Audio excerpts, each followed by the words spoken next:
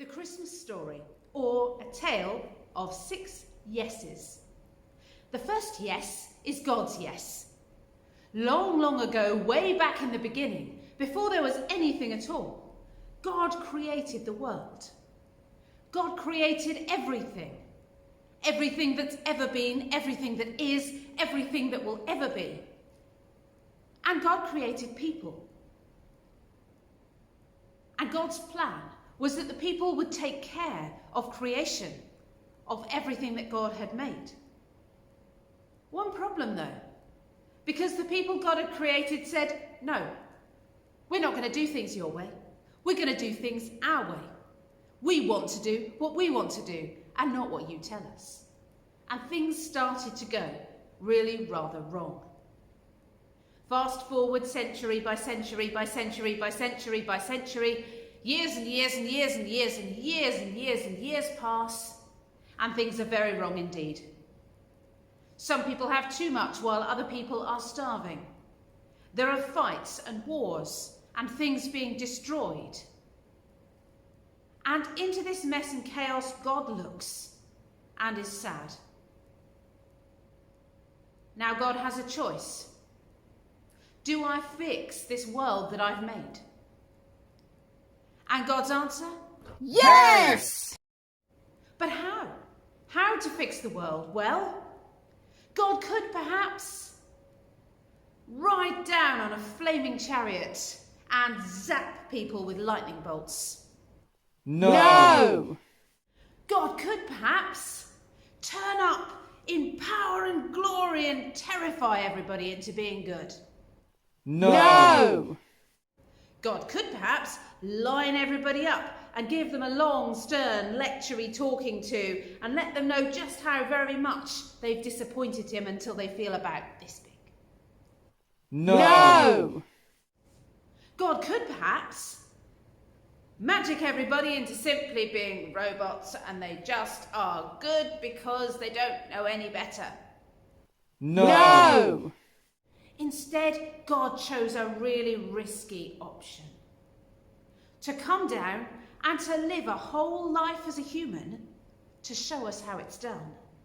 To show us what it looks like when it's done right. Does he dare trust himself to us? Yes! Yes. And that's the first yes of our Christmas story. Now the second yes comes from a girl called Mary.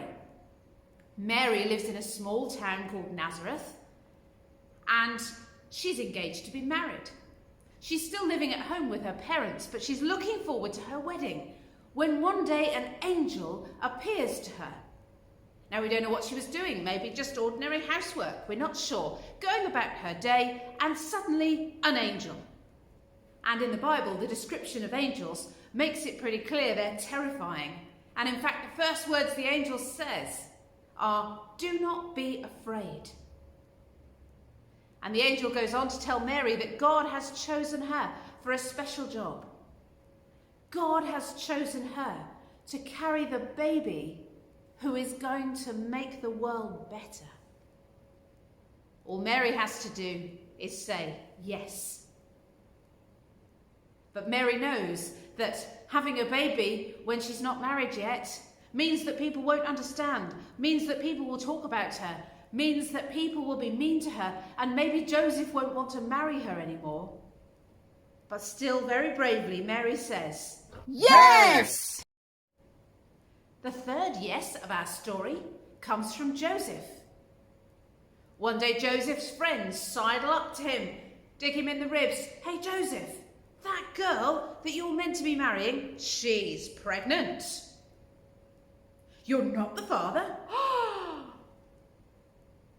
"Well, you need to get rid of her. You need to get rid of her right away and find somebody else." And Joseph says, No!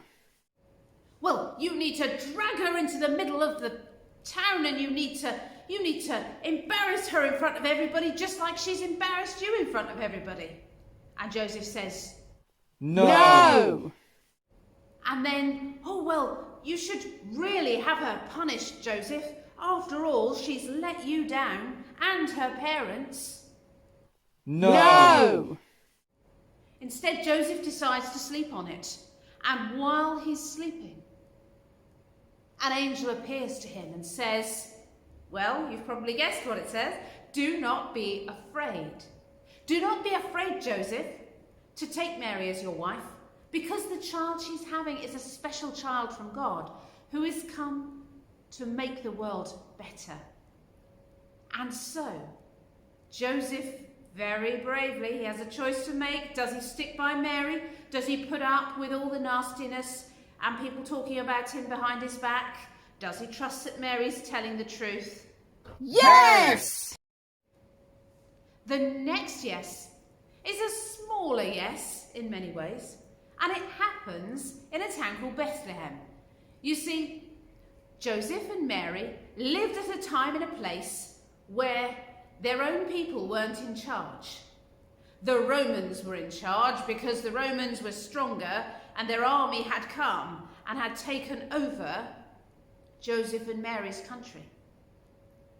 And the Romans thought, we're not getting enough money out of these people that we've conquered. Here's what we'll do. We need to know how many of them there are so that we can tax them. So we're going to make everybody go to their hometown to be counted. And so Joseph, with a very pregnant Mary, has to go to Bethlehem because that's where his family comes from. And they travel the journey. You can imagine how hard it was with Mary about to have her baby. All their plans are spoilt and ruined.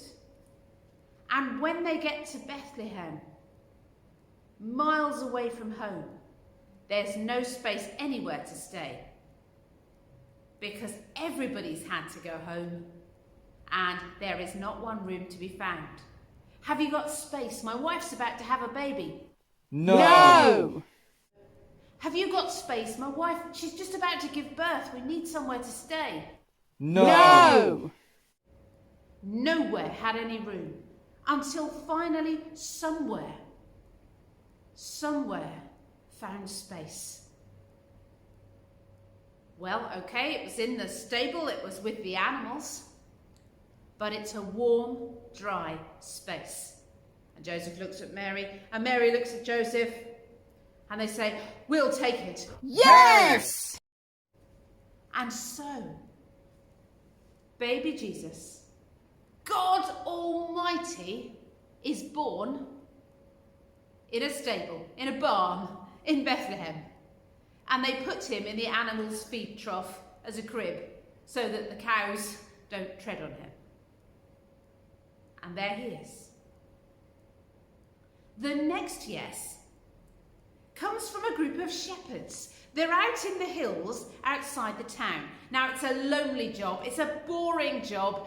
They're up all night. They miss out on everything. And they're just up there miles from anything. And suddenly, the sky fills with angels. And of course, the shepherds are the only ones to see it. Why? Well, because they're the only ones outdoors and awake. And an angel speaks and says, well, you've guessed it by now, do not be afraid. We bring you good news of great joy.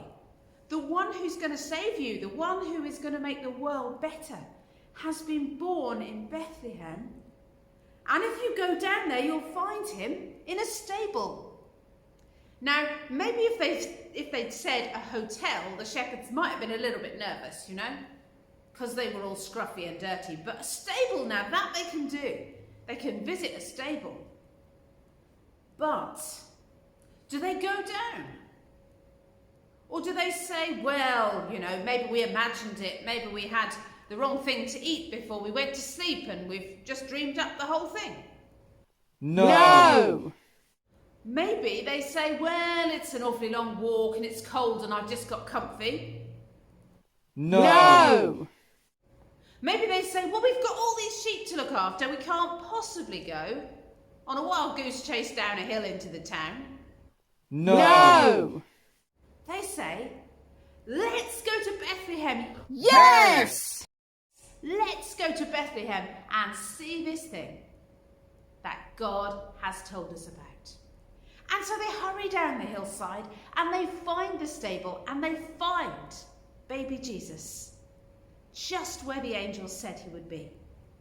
And so those shepherds who miss out on everything because they're always out away from everybody else are the very first to meet God Almighty come to earth as a tiny baby. And the last yes is a bit of a slower action yes. And it comes from a group of wise men who are studying the night sky and they see a new star. Very bright, really impressive. And they think, well, that star appearing must mean that somebody really important has been born. Now, do they draw a picture of it and put it up on the wall and say, oh, how very pretty? No. Do they just add it to their charts and think, well, that's interesting, maybe we'll study it some more? No. Do they say, well, we better tell someone so that somebody else can do something about this? No. What they do is they look at what they've got and they say, well, we've got money and we've got time. Shall we go and find out what's going on and what all this is about? Yes. And so they travel. They travel miles and miles and miles.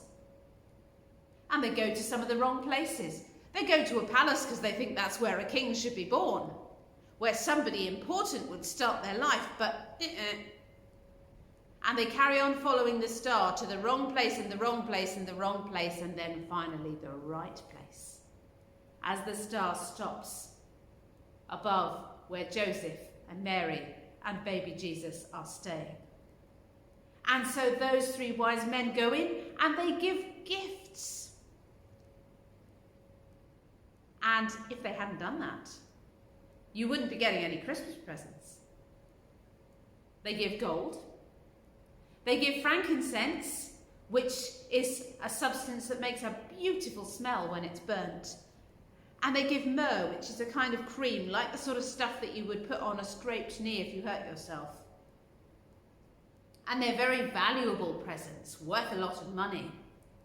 And so they help Mary and Joseph to start their new life with baby Jesus. 6 yeses. Yes. Yes, I want to fix what's gone wrong with the world. And I'm going to take a big risk to do it. Mary, Yes. Yes, I want to fix what's gone wrong with the world. And I'm going to take a big risk to do it. Joseph, Yes. Yes, I want to fix what's gone wrong with the world. And I'm going to take a big risk to do it. Somebody somewhere in Bethlehem saying, I'm not going to let this poor couple be just somebody else's problem. I'm going to make this my problem and I'm going to make something happen. Yes. And the shepherds say, Yes. we're going to let our curiosity lead us and we're going to go and find out what's going on. And the wise men saying, we're going to let our curiosity lead us and we're going to go and find out what's going on. Yes.